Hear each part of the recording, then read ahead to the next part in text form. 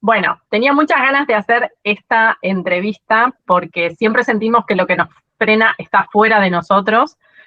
Entonces nos pasa que cambiamos la estrategia, cambiamos el modelo de negocio, cambiamos de socio, cambiamos la imagen de la marca, pero lo que sucede es que si no transformamos la forma de pensar y por ende la forma de sentir, siempre volvemos al mismo lugar. Entonces tenía muchas ganas de hablar con Ana porque aparte de todo lo que hace, Ana es abogada o fue abogada, fue empleada del Estado durante mucho tiempo, fue emprendedora, transitó todo el camino de emprendedora, es empresaria, abrió muchas empresas acá, no solo acá en Argentina, sino en el exterior. Y además lo que más me gusta es que tiene un inmenso camino de desarrollo personal.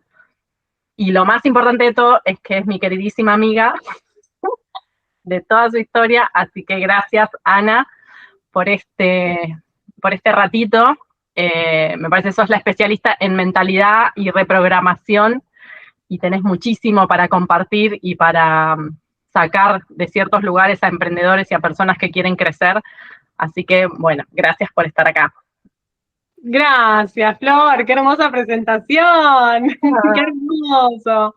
Gracias, gracias. No, para mí es divertido, es hermoso y siempre que podamos juntarnos en aportarle, no solamente entre nosotras, en acompañarnos, porque vos también fuiste parte de mi camino de desarrollo personal, de emprender, fuiste clave en momentos de crecimiento de marcas, trabajamos en varias marcas de esos proyectos que mencionaste juntas.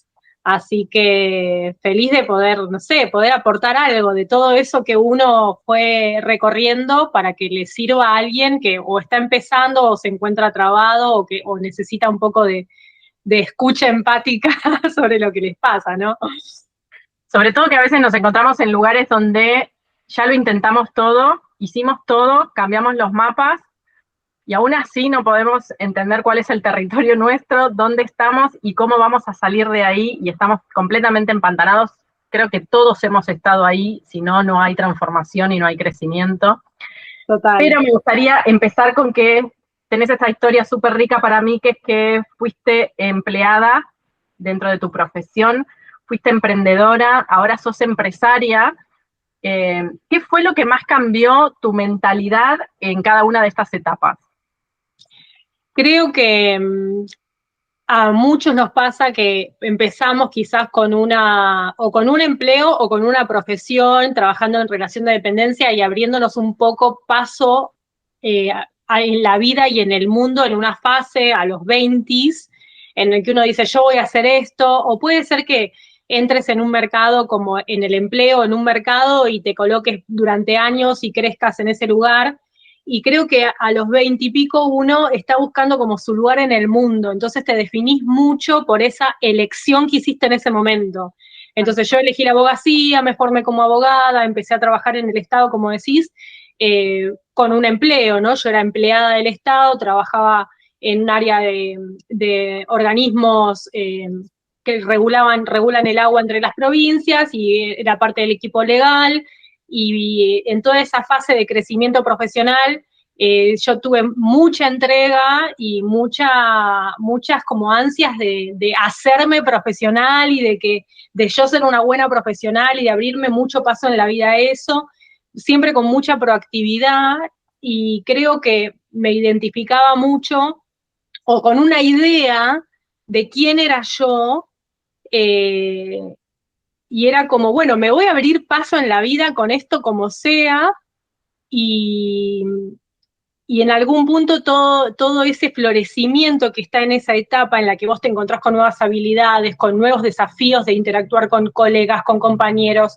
con adversarios, también con gente que te apoya. Eh, al principio lo que pasa es que toda esa fuerza, toda esa creatividad, todo ese impulso de ser bueno en eso que elegiste y de ser reconocido también, ¿no? Porque uno necesita ese como, bueno, yo soy esto. Eh, Después de un tiempo empieza como a tener ciertas fisuras. Creo que esa etapa está muy caracterizada por mucha identificación y poner tus dones al servicio de un otro. Claro. Y después la fisura viene dada porque sentís que todos esos dones, todo ese crecimiento, no querés más que estén al servicio de un otro, que fue lo que me pasó a mí y le pasa a millones de emprendedores que dicen, no, pará, yo crecí un montón, tengo un montón de capacidad y esto representa un techo de crecimiento para mí o representa una limitación. En mi caso, no solamente era como un techo de crecimiento, era más una desidentificación de valores. Después de muchos años, dije, no, che, estos valores a mí no me representan y yo, la persona que soy y en la que me estoy convirtiendo y las habilidades que estoy ganando, las quiero poner al servicio de valores congruentes. Y a partir de ahí salí del modelo empleada para ser emprendedora y decir, bueno, ok, yo voy a crear mi vida, mi dinero, mi sustento con valores más afines a mí y, y confiar en que yo voy a poder crear algo en lo que yo pueda trabajar para mí y no para los intereses de otro, digamos, ¿no? Como que esa fue mi fisura, como, bueno, ya está, me voy a poner al servicio de mí en vez de al servicio del propósito de otro, como ya demostré que puedo. Claro, claro. Una cosa así. Claro. O ya ni demostré, ¿viste? Porque necesitas demostrarte que podés, pues son tus primeros pasos en el mundo profesional, adulto, y decís, bueno, ok, yo ya me demostré que puedo. Bueno, ahora lo voy a poner al servicio de mí misma, no al servicio de un tercero. Y ahí cuando llegas a esa parte que vos decís, bueno, lo voy a poner al servicio porque ya capitalicé un montón de conocimiento, tengo un montón de experiencia, sé cómo manejarme y demás, ¿qué aspectos sentís que tuviste que desarrollar cuando ya saliste de ahí, que por ahí en ese entorno no los hubieses desarrollado? Bueno, la bienvenida al mundo emprendedor. Me encanta, me encanta. La bienvenida al mundo emprendedor es mucho más sorprendente de lo que uno se espera, ¿no? Porque uno tiene como romantizado esto de voy a crear mi propio proyecto, y uno tiene mucha amor y también, de nuevo, hay una identificación muy grande con ese proyecto elegido. Creo que al principio del emprendedor también vuelve a suceder esto, ¿no? Te sobreidentificás con ese primer proyecto que lo tiene que dar todo, porque como lo otro ya no es tu elección, ahora esto tiene que funcionar y lo tiene que dar todo porque vos sos eso de nuevo, ¿no? Empieza como parecido.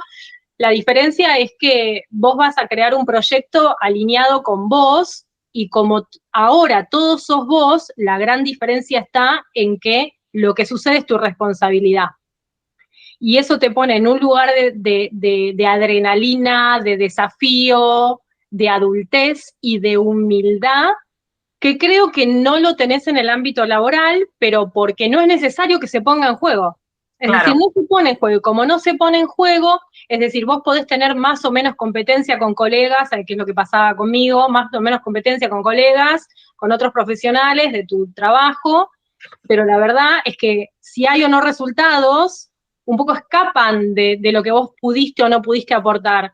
En cambio, en tu emprendimiento, lo que vos lográs y lo que no lográs se debe a vos. Y eso te enfrenta con mucha, te saca la inocencia en relación también a subestimar las habilidades que necesitas. Claro. Sí. Las subestimás, al principio las subestimás, entonces es un choque muy grande. Subestimás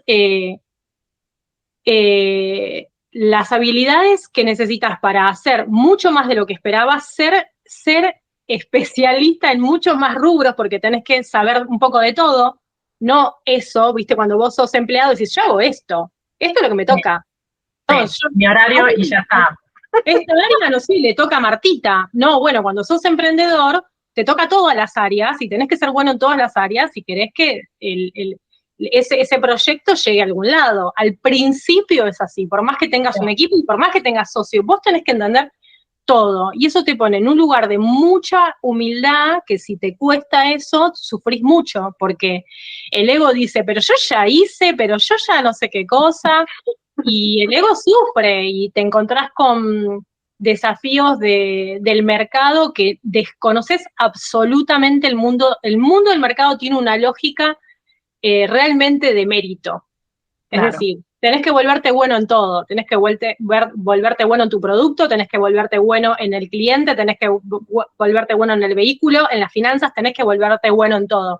Entonces, si no te volvés bueno, el mercado no te escucha, no entras, y eso para el ego es muy doloroso. Claro. Es muy doloroso. Claro. Claro.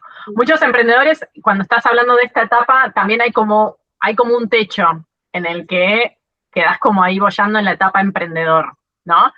Según tu experiencia en la reprogramación y en la mentalidad, ¿qué está sucediendo en la mente, en las emociones o en el cuerpo de la persona que no puede saltarse ese techo?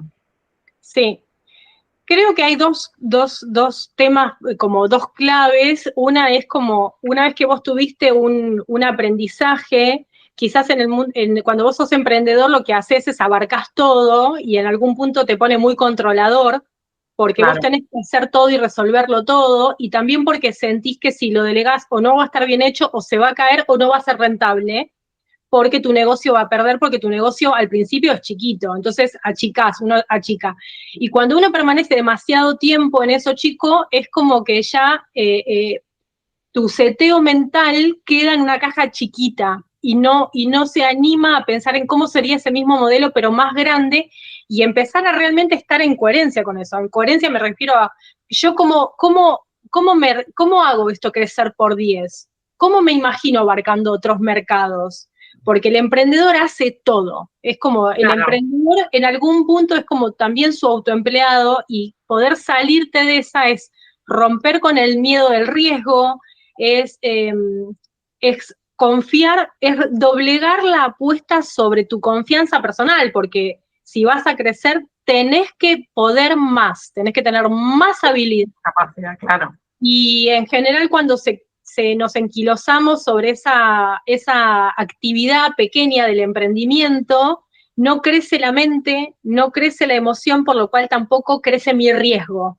No van a crecer mis habilidades en pensar en nuevas estrategias nuevas, porque tengo mucho miedo. Y por otro lado, creo que se pone muy en juego los mecanismos de supervivencia, que uno dice, bueno, esto es chiquito, pero lo puedo controlar, y eso es muy de la biología de supervivencia, entonces te quedás chiquito porque sentís que lo puedes controlar, Claro. y al final no terminás creciendo. Y también en algún punto el emprendedor llega a una crisis con eso, porque el emprendedor necesita el desafío.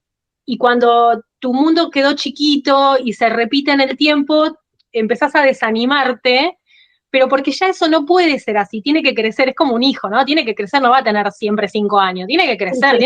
Sí, como una necesidad humana también de crecimiento, completamente, lo que no crece se muere.